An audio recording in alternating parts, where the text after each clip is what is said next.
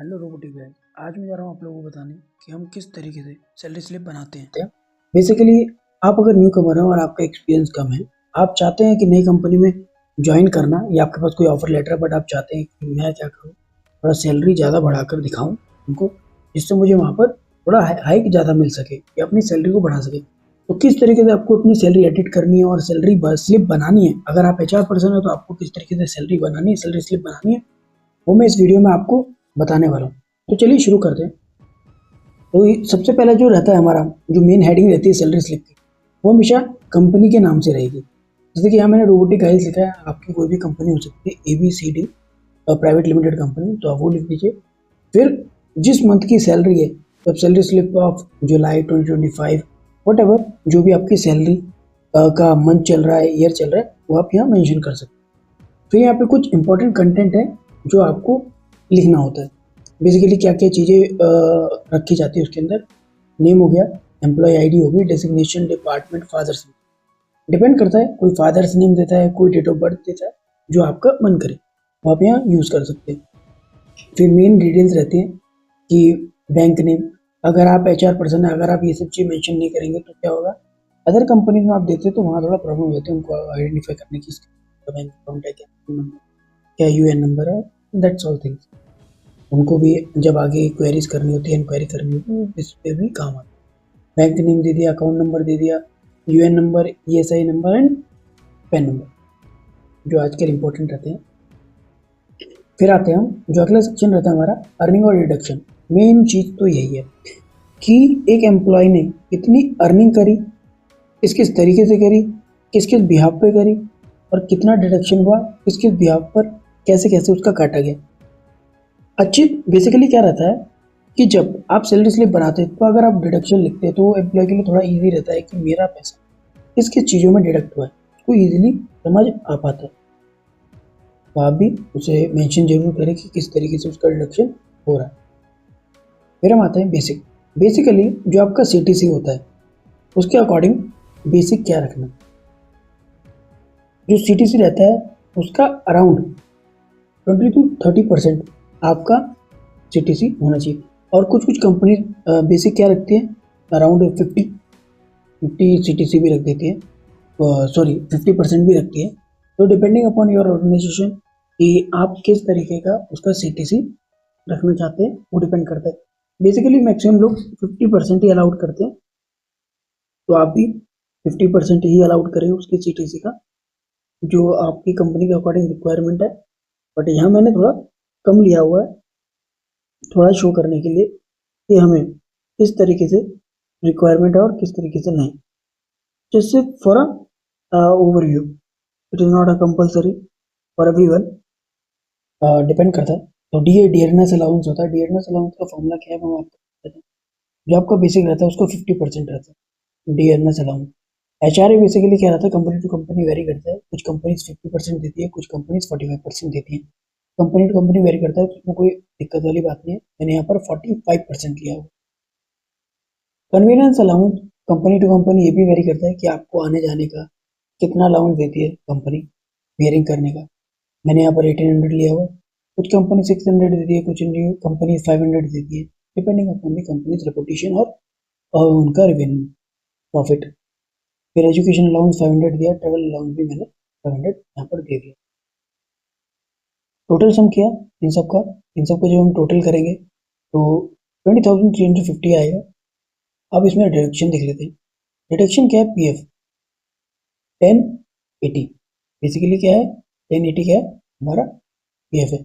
Basic का 12% लिया मैंने यहाँ पर, जो हमारा बेसिक रहता है उसका 12% लिया हुआ है यहाँ पर।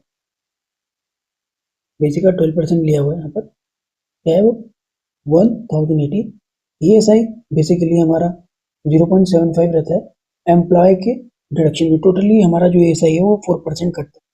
4% में से क्या रहता है 0.75 एम्प्लॉय की सैलरी में से। सैलरी मीन्स ग्रॉस सैलरी, जो टोटल बनी है ना सैलरी, इसका 0.75 रहेगा हमेशा। और बाकी का 3.25 हमारा एम्प्लॉयर देगा हमारी इस सैलरी का। वो कितना होता है वही मैं आपको बताया था। इक्वल्स टू लिखा 20,350 इंटू 3.25%। अराउंड 661 हमारा एम्प्लॉयर हमें देगा। इसका भी मैं आपको दिखाया था, ये हमारा कितना अमाउंट बैठा है, मैंने इसको कैसे लिखा हुआ है। देखिए बेसिकली जो हमारा अमाउंट है वो कितना 152.625 है। इसको मैंने राउंड ऑफ किया 53 में। वो कैसे करते हैं, आप इसके पॉइंट्स हटाते रहिए, ये अपना आप राउंड ऑफ हो जाएगा। तो बेसिकली राउंड ऑफ किया हुआ है मैंने। फिर पीटी, पीटी का बेसिकली प्रोफेशनल टैक्स रहता है। ये कंपनी टू कंपनी ये भी वेरी करता है और आपकी सैलरी के अकॉर्डिंग वेरी करता है। आपकी सैलरी कितनी है के अकॉर्डिंग आपको प्रोफेशनल टैक्स कटता है। कुछ कंपनीज काटती है, कुछ कंपनी नहीं काटती। फिर आता है कि आपका कैंटीन का डिडक्शन, ये मेन इंपॉर्टेंट डिडक्शन है जो एम्प्लॉय का हमेशा कटता रहता है। अराउंड किसी का 600 कटता है, किसी का 520 कटता है, कंपनी के जो भी खाना रहता है उसके अकॉर्डिंग। फिर यहाँ से क्या करना है, आपको सीधा टोटल कर लेंगे आप। टोटल आपको पता चल जाएगा कितना है आपका ये डिडक्शन। फिर इस सैलरी में से आपका ये टोटल डिडक्शन कर देंगे तो आपका इन हैंड मिल जाएगा आपको 18,397.38 कितना हो गया 38 पैसा। तो उस अकॉर्डिंगली आपको ये कर देना। ये थोड़ा वर्ड्स में लिख दिया है कि 18,397 एंड 7 रुपीज एंड 375 पैसा। बट अभी क्या हो गया 0.38 पैसा, तो हमसे 38 पैसा लिख ली। थोड़ा यहाँ पर मिस्टेक हो गया,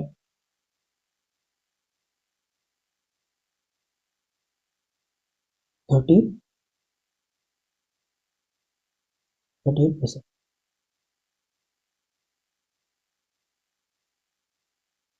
इस तरीके से 38 पैसा यहाँ पे लिख दिया। और फिर यहाँ पर सिग्नेचर आता है, जो भी आपका HR रहेगा या फिर आप अपना साइन कर सकते। तो इस तरीके से आपका सैलरी स्लिप बन जाता है। अब आपको ये फॉर्मेट कैसे बनाना है वो मैं आपको समझाता हूँ। चलिए इस तरीके से बनाना है। मैंने एक प्रैक्टिस बनाया हुआ है। प्रैक्टिस में बेसिकली क्या करना है, इस तरीके से आपको फॉर्मेट बनाना है। आप सोच रहे होंगे ये वाइट वाइट कैसा है, ये कुछ नहीं है। ये वाइट वाइट कैसा आता है मैं बताता हूँ आपको। यहाँ से मैंने क्या किया है, बॉर्डर हटा रखा है। अगर मैं बॉर्डर कर दूंगा तो वाइट वाइट आ जाएगा। यहाँ से मैंने नो बॉर्डर किया हुआ है। पहले आपको बॉर्डर में वो सब चीज़ें बना लेनी है। बनाने के बाद आपको क्या करना है, डायरेक्टली नो बॉर्डर कर देना। जैसे आप नो बॉर्डर करेंगे इस तरीके का आपका फॉर्मेट रेडी हो जाएगा। सेम चीज फर्स्ट सेकंड, यहाँ पे डिटेल, ये सैलरी एंड डिडक्शन आ जाएगा। फिर इस तरीके से देख रहे होंगे आप, ये मैंने नो बॉर्डर किया हुआ है इसीलिए आपको थोड़ा बाकायदा दिख पा रहा है अलग अलग। ये मैंने मर्ज इन सेंटर करके कई सारी चीज़ें सेलेक्ट करी हुई है। इस तरीके से यहाँ पर भी सिलेक्ट किया हुआ है और आप कर सकते हैं। आपके लिए प्लस पॉइंट क्या है, ये जो सैलरी स्लिप है ये मैं आपको डिस्क्रिप्शन के अंदर दे दूंगा। अगर आपको अपनी कंपनी में यूज़ करनी है तो आप ये सैलरी स्लिप यूज़ कर सकते हैं। आप चाहते हैं कि आपकी कंपनी में ये सैलरी स्लिप यूज हो, या आप चाहते हैं कि किसी और कंपनी के आपके लिए मैं सैलरी स्लिप बनाऊं, तो आप मुझे डायरेक्टली कमेंट सेक्शन में कमेंट कर सकते हैं। और साथ ही आप मुझे इंस्टाग्राम पर भी DM कर सकते हैं प्राइवेटली।